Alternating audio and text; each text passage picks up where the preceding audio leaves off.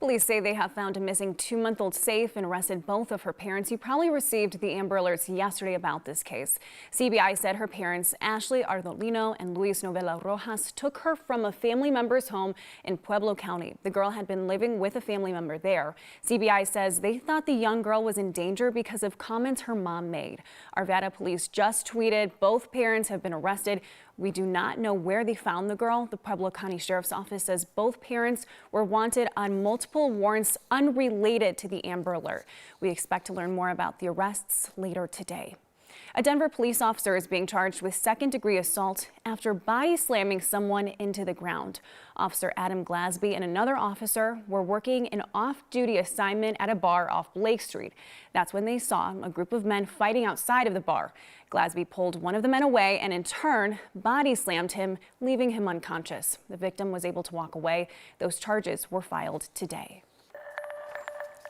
Taking a live look over Greeley right now, a warm day in store for much of the state today. And now a look over Denver with another hot day for everyone here in the Denver metro. And Kathy, I know people must be wanting to go swimming, to the pool, and probably in air conditioning too. I know, Angeline, we are in the thick of it. The summer heat is on. This isn't unusual, but with several days in record territory, I think some folks are ready for a break. Now, each and every afternoon, we've had a few of those weak thunderstorms that come through, producing wind and lightning and not as much rain as we'd like to see.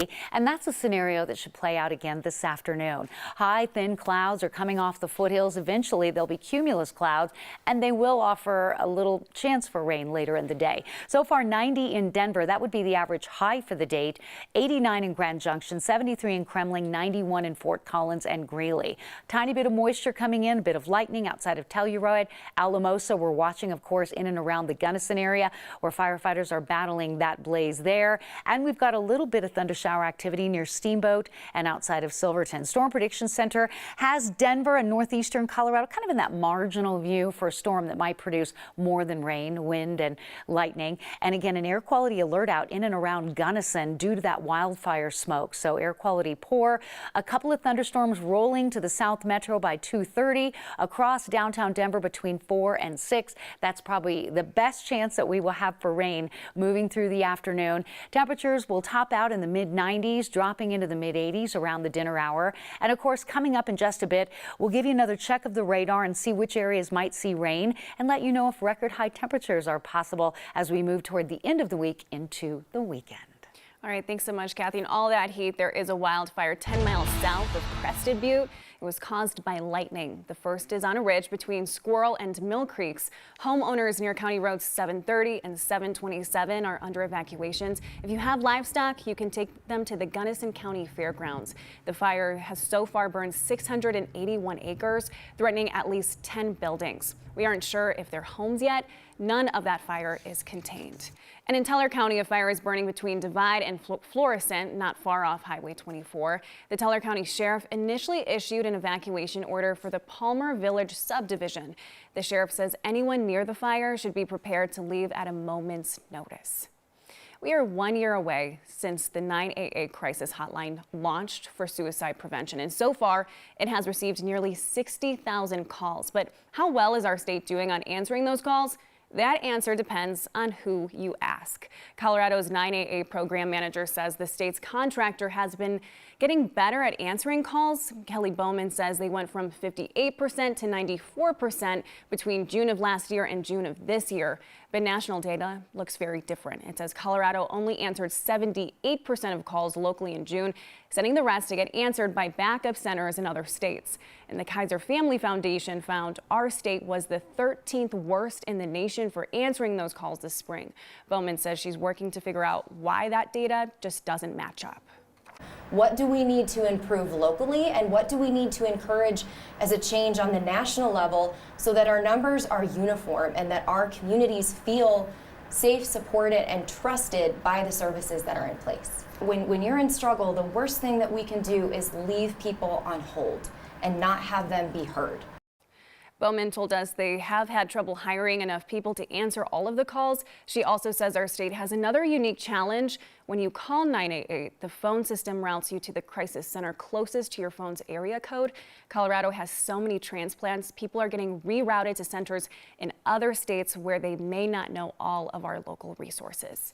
If you need help, it is available 24/7. Colorado Crisis Services has counselors available around the clock. Just call or text the number on your screen.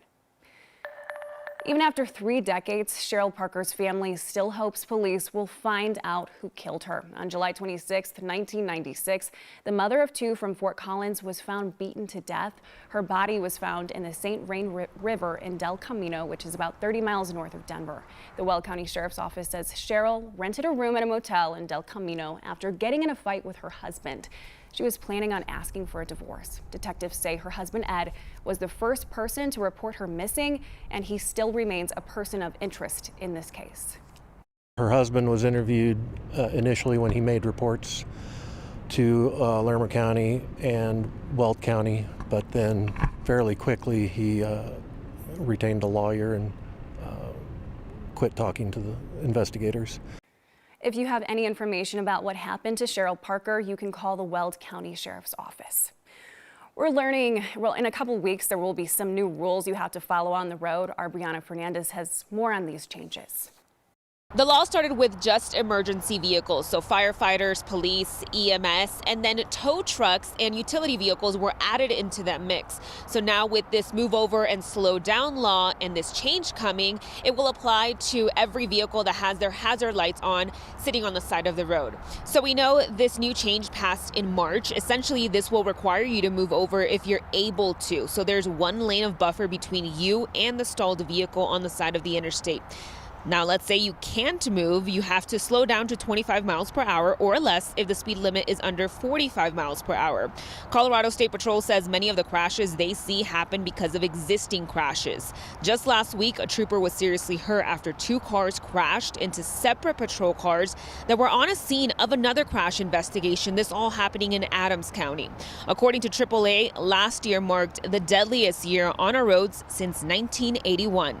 There's been a lot of times I've stopped to help motorists assist, and they're on the side of the road, and they've been almost in tears because the cars are going by so fast and so close to them, they can't change tires, they can't get out of their vehicles.